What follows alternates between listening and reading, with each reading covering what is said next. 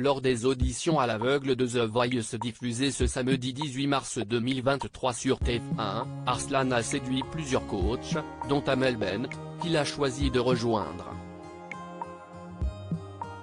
Le jeune homme de 26 ans explique à Télé Loisirs comment la musique a déjà changé sa vie.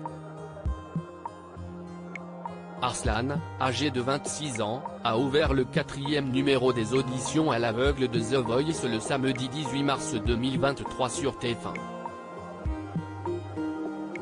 Sa performance sur No Time to Die de Billie Eilish a fait se retourner les fauteuils de Vianney, Big Flo et Oli et Amel Bent. La coach n'a pas hésité à le comparer à Slimane et à Florent Pagny et à lui lancer « Tu as une immense voix ». Le jeune homme retrace son parcours pour Télé Loisirs.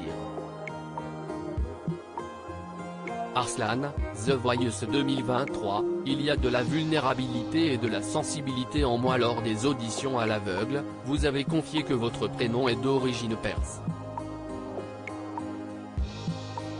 Quelle en est la signification? Si est un prénom d'origine perse et turque qui signifie lion. Cela correspond bien à votre personnalité? Oui et non. Si je devais me décrire, je dirais qu'il y a de la vulnérabilité et de la sensibilité en moi, mais aussi de la force et de la rage qui s'expriment à travers ce que je présente. Arslan, The Voice 2023, j'ai subi du harcèlement pendant presque toute ma scolarité. Si est-il lié à votre parcours de vie? Exactement. Le terme résilience me décrit de manière plus fidèle. Ça fait un peu plus de 2 ans que je suis en France et mon rêve a toujours été de devenir artiste-chanteur. Mais en même temps, je faisais mes études. Et à l'étranger, il ne souhaite pas dire de quel pays il vient, note de la rédaction, j'ai subi du harcèlement pendant presque toute ma scolarité. À un moment, je me suis dit que pour pouvoir me libérer, il fallait que je quitte le pays en question. Et si est ce que j'ai fait. Je suis donc venu en France pour mes études. J'ai obtenu mon diplôme d'ingénieur chimique. Après avoir fait les auditions à l'aveugle de The Voice, je me suis rendu compte que je pouvais réaliser ce rêve qui me paraissait impossible il y a quelques années. J'ai dû trouver un moyen pour m'améliorer. Ce sont vos proches qui vous ont incité à vous inscrire à The Voice? Non. La musique, ça a toujours été une sorte de refuge.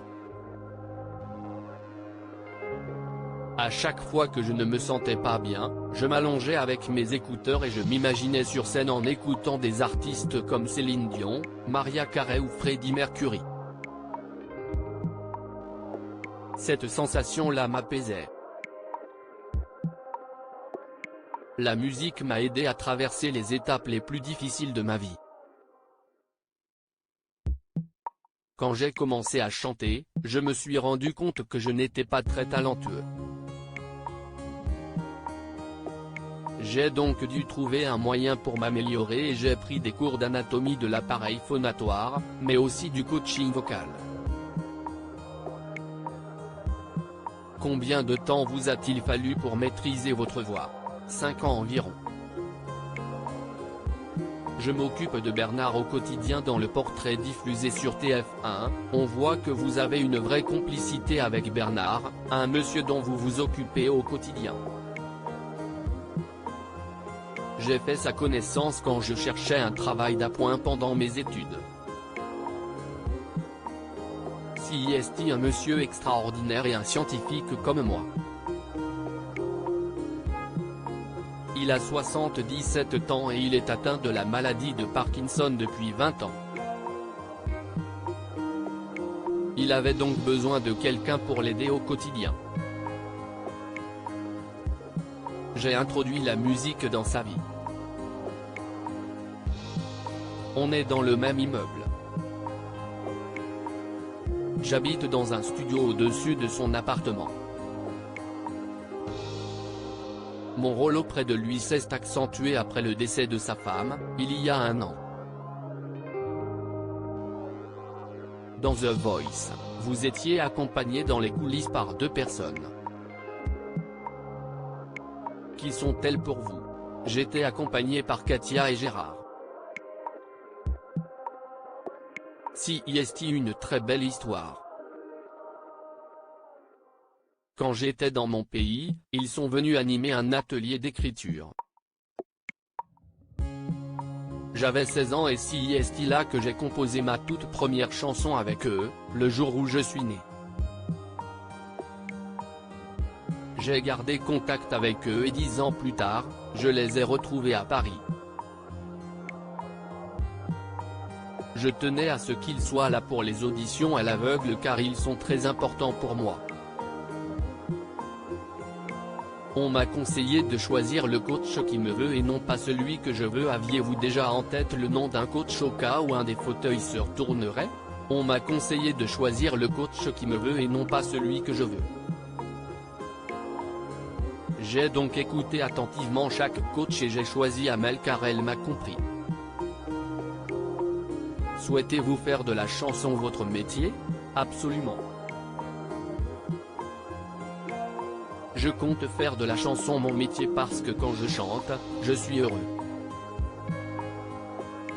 Je n'arrive pas à retrouver cela ailleurs. À lire aussi, une ancienne finaliste de The Voice Kids tente sa chance dans The Voice 2023.